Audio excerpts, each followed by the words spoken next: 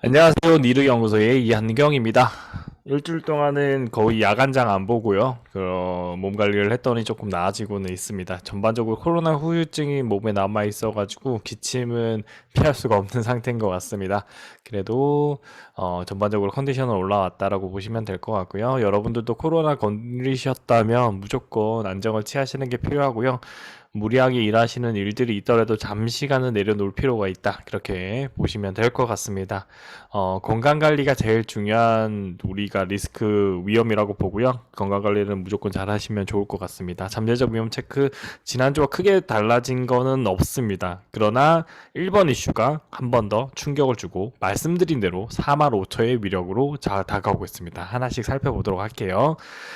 추가 금리 인상입니다. 추가 금리 인상인데 0.5pp, 그 다음에 6월이 0.75pp가 될 수 있다는 소리가 나면서 전반적으로 주식시장 급락이 발생했고, 기존에 이제 당일 트레이드 한 추세 추정하시는 분들도 기존에 있는 분들 외에 숏만 들어오시는 분들까지 포함이 되면서 시장이 급락이 주도됐다라고 보시면 됩니다. 양적 긴축은 중요한 이슈긴 하지만 제가 봤을 때는 0.75, 6월 안 될 것 같고요. 0.5, 0.5 되거나 0.5, 0.25 정도인데, 왜냐하면 이렇게 흔들리는 모습이 보여지면서 흔들리게 해야만 그 금리를 못 올리기 때문에 지금 하락을 만들어내고 있다라고 보시면 될 것 같습니다. 이거는 점도표가 나온 거고 시장에서는 이렇게 예측한다라는 시장의 컨센서스와 저의 이제 컨센서스 약간의 차이가 있지만 저도 이제 상향을 할 수밖에 없는 그런 추세입니다. 그러니까 자연스럽게 시장의 반응도 이해가 되시죠. 그러나 2,400, 2,500 그리고 2,600, 2,700이잖아요. 그럼 2,700에서 떨어져도 10% 정도 떨어지는 거고요. 올라가면 10% 이상 올라갈 수 있고 개별 종목 장세이기 때문에 개별 종목의 경우에 어떤 종목은 50% 이상 상승이 가능하다는 거, 그거 생각하시면서 대응을 하시면 될 것 같습니다. 이 내용도 다음 페이지에서 자세하게 살펴볼 거고요. 러시아 우크라이나 전쟁 이슈는 제가 봤을 때는 5월 10일 날 전승절 전에 뭔가의 가시적인 결과가 나오지 않을까. 그래서 5월 초순에 금리 인상기에서 시장이 하락할 요인만 있는 게 아니라 상승할 요인으로 러시아 우크라이나 전쟁이 이제 정전으로 가는 그런 모습이 될 수도 있습니다. 그 다음에 중국 코로나 정책 위험인데 셧다운을 완화를 했죠. 그리고 19일, 20일 날 이제 완화를 했고, 그거의 결과물에 따라서 시장이 또 전혀 다른 방향으로 갈 수도 있습니다. 아직, 그래요. 중국은 우리나라의 그 정책이, 차단 정책이 실패했다고 얘기했지만, 사실상 중국은, 그래요. 10인 이상 만나지 못하게 마르고 있습니다. 그럼 사실상 우리의 정책을 추종하게 될 수밖에 없다. 그렇게 봐주시면 되고요.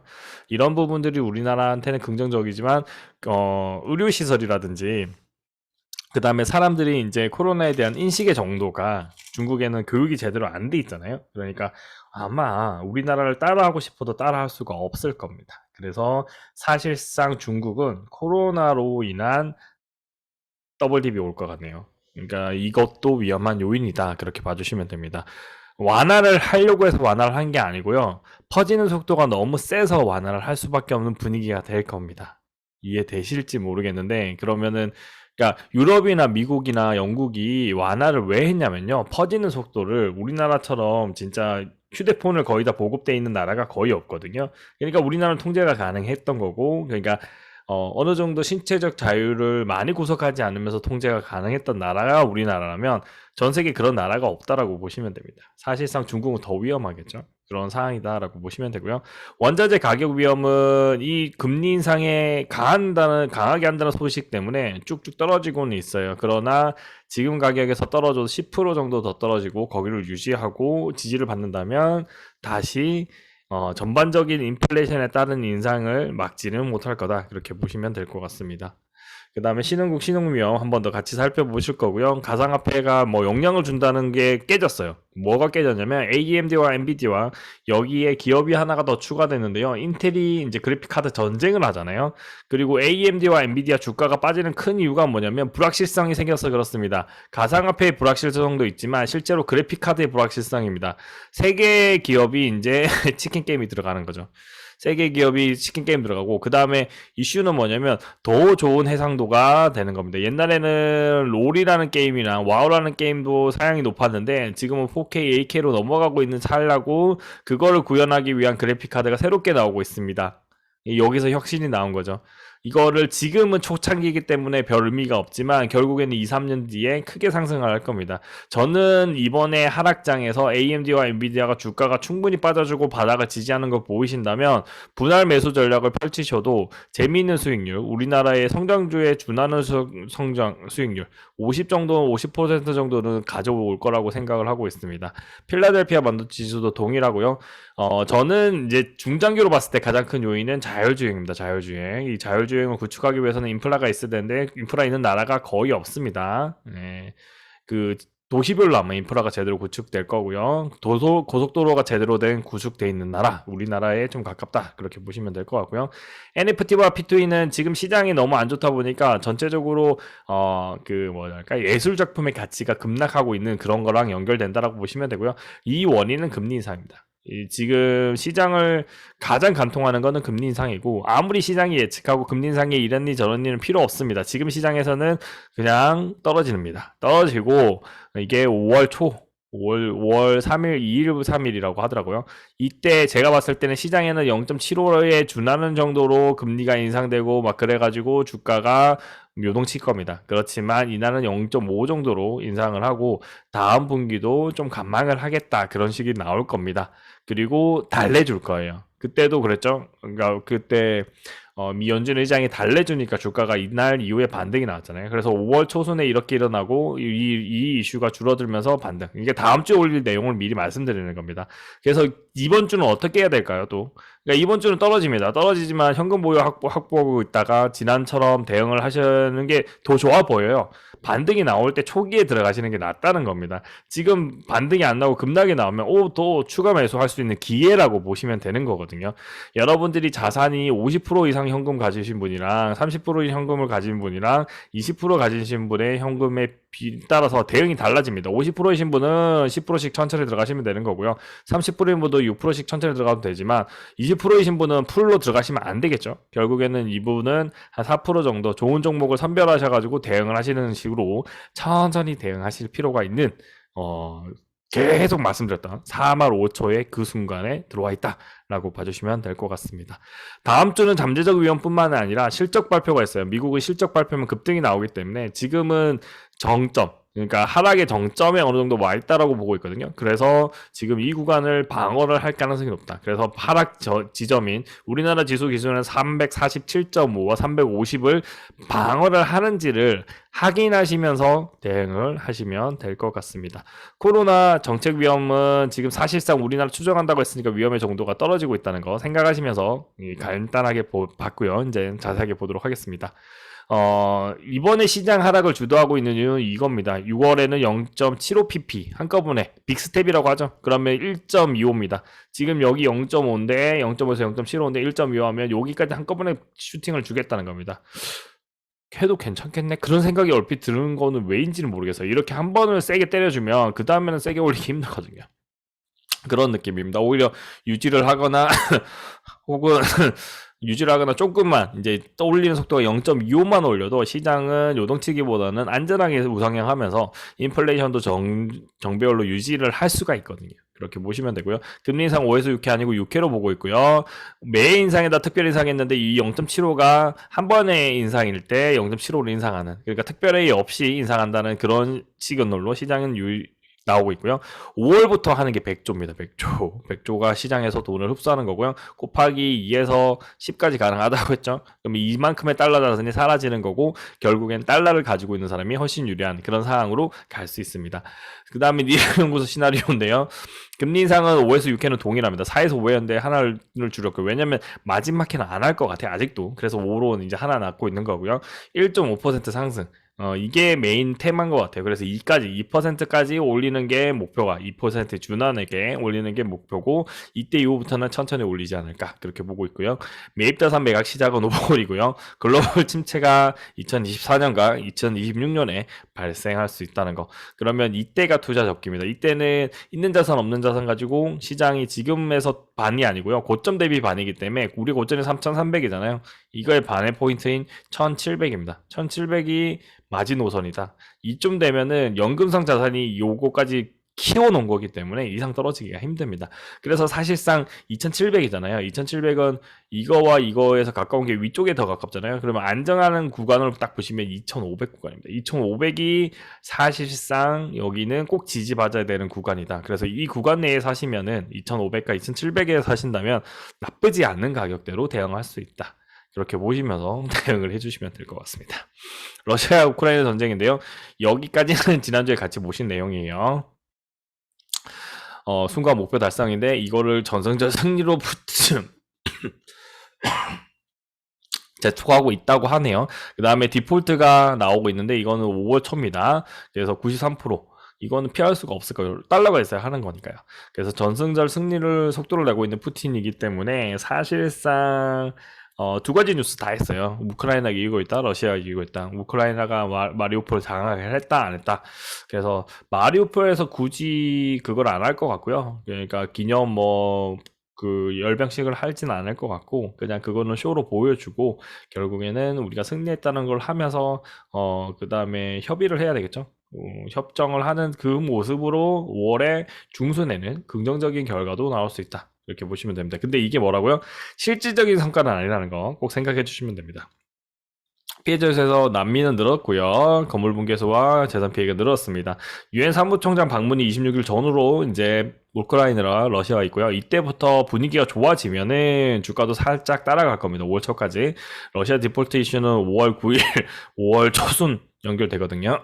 그래서 이거 전에 해결을 한다면 러시아에서 루블화 안전화되면서 자연스럽게 달러로 빚을 갚게 될 겁니다. 그러니까 문제가 해결은 되겠죠. 그렇지만 전쟁 지속 여부가 이게 중요한 건데 후속 조치 3개월이 더 중요한 거고요. 후속 조치 3개월은 뭐냐면 결국에는 재건을 해야 됩니다. 유럽 재건이 필요할 겁니다. 그렇게 보시면 되고요. 원유 원달러 환율 변동성 확대인데 원유 이게 만약에 좋은 방향으로 가면 떨어지고 이것도 원유도 가격이 90불 초반까지는 가능하다. 그렇게 보시면 될 것 같습니다. 우리나라 대기업 타격의 정도도 줄어들 수 있다. 이게 되도록이면 5월 초순까지 해야 우리나라가 GDP 성장률도 방어가 된다. 이렇게 봐주시면 될 것 같습니다. 중국 셧다운 위험인데요. 여기까지 지난번에 보신 거고요. 이게 이제 해제를 했어요. 그래서 20일 요렇게 하고 10회 신명이다. 이거 우리나라 했던 거잖아요. 따라하는 거죠, 결국. 이렇게 보시면 되고 얘네들은 위험해요. 실제로 진짜 위험한 나라이기 때문에 얘는 의료 체계가 제대로 안 갖춰져 있습니다. 그 다음에 상하이 봉쇄에서 중 반도체 생산량 감독 이게 필라델피아 반도체 지수의 급락을 만들어내고 있다. 그 다음에 상해 이거 추가 전면 봉쇄 풀려나 그러니까 이런 부분들 풀려나고 하면 전반적인 주가는 긍정적이지만 물류 항만이 해결돼야 되고 이런 반도체 생산량도 증가가 돼야 되고 공장이 정상 가동된다는 뉴스가 진짜 필요하다 이렇게 보시면 되고요. 셧다운 정책은 사실상 폐기가 되어 가고 있죠. 그러면은 여기 있는 중국의 항생 지수라든지 중국 지수들도 반등이 나올 수 있다 이렇게 봐주시면 되죠. 그렇지만 뭐죠? 얘도 결국에는 요거를 막아낼 수 있을까요? 우리나라도 못 막았죠. 우리나라보다 얘는 더 많이 살죠. 그러니까 결국에는 확진자가 폭발적으로 증가하는 구간이 한 번 더 남았다. 그러면 결국에는 그 구간에 대한 충격이 올 수밖에 없는 구조다. 그렇게 보시면 될 것 같습니다. 이거가 나와야만 위드 코로나를 아마 일반 종목에서 제외할 수밖에 없겠구나 그렇게 보고 있거든요.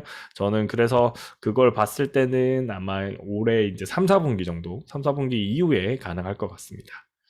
신흥국 신흥위험입니다. 우리나라는 떨어졌어요. 네, 떨어졌고 이때보다는 하락했다는 거 보여주고 있는 거고요.